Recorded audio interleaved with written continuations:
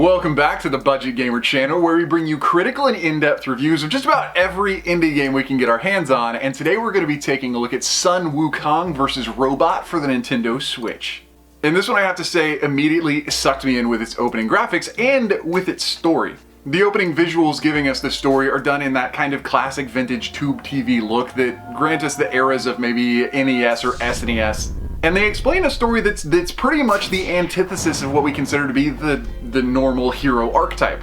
Instead of, as we've probably been brought up for most of our lives, having to dive into a castle or a dungeon to rescue the damsel in distress, the main character of this game has already been captured, and upon waking with some sort of mental lock, which is comprised of 4 different gems, our main motivation to play the game and beat all the bosses is actually just to get out. And beating each of the bosses breaks one of these gems and allows us to get free. And as everyone on Earth is inarguably a selfish human being, it was kind of cool to see a video game with a little bit more of a selfish story. Not save the princess, but save myself. But anyway, getting into the actual mechanics of the game, just looking at the footage you've seen so far, or if you've done any research on the game already, you probably think this is something close to maybe a Metroid-vania title. And while I would love it if that were true, that's not exactly the case. More to the point, and as we'll see going through the review and looking at the game's mechanics and some significant features, is that this is mostly just a platformer with some Metroid-vania-esque elements. Starting off in the game, you'll have your basic attack and a jump, and that's pretty much all you get for the entire game until you discover your first special ability. And like a Metroidvania, you will have special abilities, but these don't really add to your ability to jump into new previously locked areas and explore new portions of the map.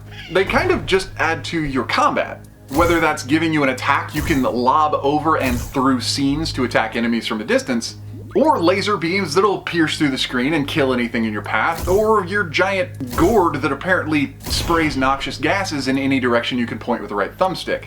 And while these might seem a little strange, especially that last one, they are pretty phenomenal for making it through the game and pushing your way ever further toward that final mission objective. Contrary to popular belief, though, they're not going to be given to you by beating bosses. Actually, those special abilities for combat are going to be found as you explore the game. Additional upgrades you can find may augment your health bar or your energy bar, allowing you to use those special abilities more often or for longer durations. But other more RPG-like character elements, such as increased attack, increased defense, or even resistances to lava and electricity, are things that will need to be purchased at in-game stores that look a little bit more like some sort of electronic altar. And these can be found all throughout the game during your entire gameplay, which is something we will actually be talking about during the critiques. One of the most significant gaming elements is the experience system, which immediately would make it sound like the game had a lot of RPG influence. But the experience system doesn't contribute toward leveling up your character or even making you more powerful. In actuality, you gain experience kind of like an in-game currency to be able to spend to purchase new upgrades and abilities. Or if you're in a real pinch, you can purchase more energy or more health. But if you are running low on experience, or if you just started the game, if you do find a save point, that not only saves your status at any time you can save and resave, but you can also bounce back to a save point to recharge your energy and your health and keep going and grinding for experience. Now, one of the notes that I'd like to hit on about the game, kind of going back to that theme that it's not a true Metroidvania, is both the fact that these abilities can be purchased and the fact that areas of the map aren't really locked off, which means if you are a player who likes to explore, you can find yourself getting into a little bit of trouble getting over your head in a level or a level area you're not quite ready for. And as I'm sure you can guess, that was my personal experience, getting me really frustrated with the game off the get-go. And this is purely my own fault because I didn't expect that I would be able to get into a late game area without the abilities to conquer it. And so as a little bit of advice, if you do find yourself getting frustrated, if you feel like the area is just too difficult, you might be on the wrong path. And of course, as I started actually using the game's map and understanding that no areas were really locked off, I was able to find a lot of augments to my health, my energy, and just the passive grinding got me upgrades to my defense and attack and made me pretty darn overpowered before I even met the first boss. Which, if you're thinking it, yes, this game does have a lot of speedrunner potential, so if that's your personal style of gaming, well, I'm glad I could help you discover a new one.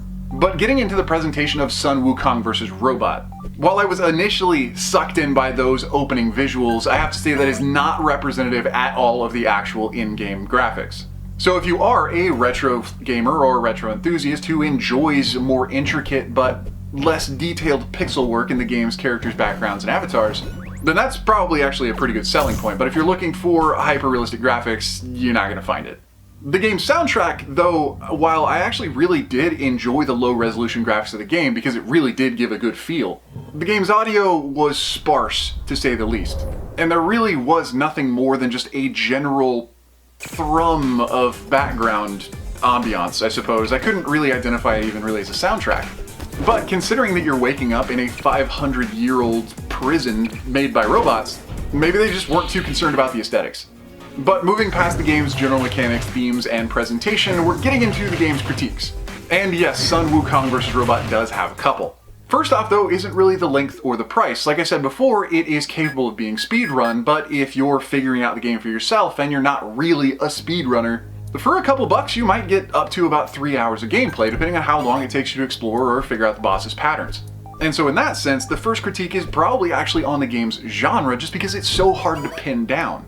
If you're going into this as the typical, very structured, very linear platformer, that's not what you're going to get, and you might find yourself getting into trouble if you get given to exploration.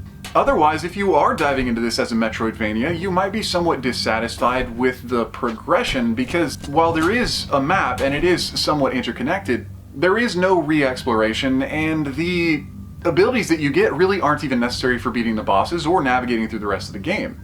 That is arguably besides one ability, and I'm going to leave that out because I don't want to spoil anything. And so if you're okay with playing a platformer that has elements of a Metroid-vania, but is a little bit more involved in a platformer and not quite as fleshed out as a Metroid-vania, then hey, you might have a good time. But if you're expecting it to be one or the other, it is definitely not. It doesn't mix. And if you are a gaming enthusiast or another game critic, yes, I am aware that half of the Metroid-vania is platforming, but there are elements such as unlockable portions of the map and even the RPG dynamics such as an item system or required elements that aren't really emphasized in this game in particular. But moving on to the next and possibly the final critique deals with the game's difficulty. And that is more actually related to the ability to grind to purchase upgrades since the very beginning of the game. You could literally just sit at an enemy spawn and grind for probably an hour, purchase all the upgrades, and be incredibly OP from the start of the game. And while I do actually enjoy the fact that that's possible, I do think that it kind of de-incentivizes the player to really engage and just trounce enemies, trying to earn every upgrade as they progress through the game. And this mechanic is not only represented in the shop altars, but also in the fact that the save points can be used multiple times, saving your progress, saving your experience, saving your items and your upgrades, as well as recharging your health and your energy on the fly. And again, while that's great, while I love that, while it really balances the difficulty curve, definitely the hardcore gamers who might be expecting this to be actually authentically old school might think that it's a little bit too easy. But for anyone else who's not a super die-hard retro gamer, that might actually be a huge advantage. So, like I said earlier, it's good and it's bad for as many reasons as it is one or the other. But anyway, that does about bring us to the end of the review of Sun Wukong vs. Robot. So if you enjoyed the video, if you liked the content, or especially if you found it helpful, feel free to throw us a like or a comment to show your support. And don't forget to hit that bell icon when you subscribe to stay updated with the latest content, because we are slinging a couple of reviews a week of titles you've probably never heard of. And so whether it's an unforgettable gem or an easy hard pass, chances are if it's on the Switch, you're going to find out about it right here. But anyway, this has been the Budget Gamers. As always, thanks for watching.